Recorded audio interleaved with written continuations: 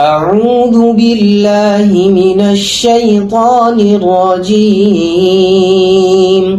بسم الله الرحمن الرحيم. ياسين والقرآن الحكيم إنك لمن المرسلين على صراط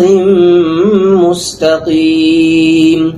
تنزيل العزيز الرحيم لتنذر قوما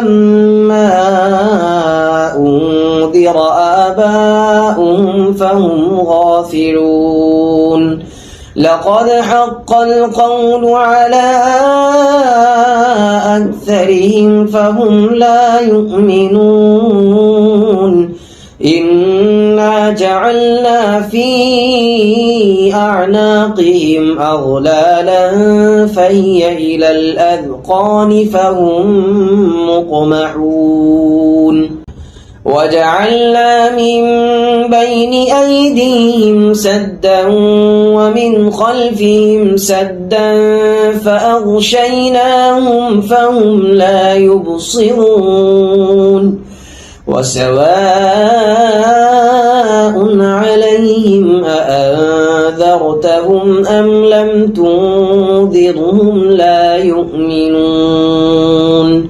إنما تنذر من اتبع الذكر وخشي الرحمن بالغيب فبشره بمغفرة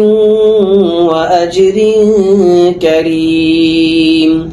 إنا نحن نحيي الموتى ونكتب ما قدموا وآثارهم وكل شيء أحصيناه في إمام مبين واضرب لهم مثلا أصحاب القرية إذ جاءها المرسلون إذ أرسلنا إليهم اثنين فكذبوهما فعززنا بثالث فقالوا إنا إليكم مرسلون قالوا ما أنتم إلا بشر مثلنا وما أنزل الرحمن من شيء إن أنتم إلا تكذبون قالوا ربنا يعلم إنا إليكم لمرسلون وما علينا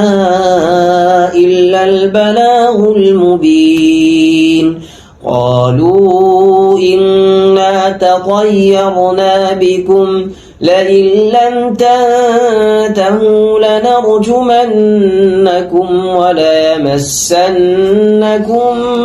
منا عذاب أليم قالوا طائركم معكم أئن ذكرتم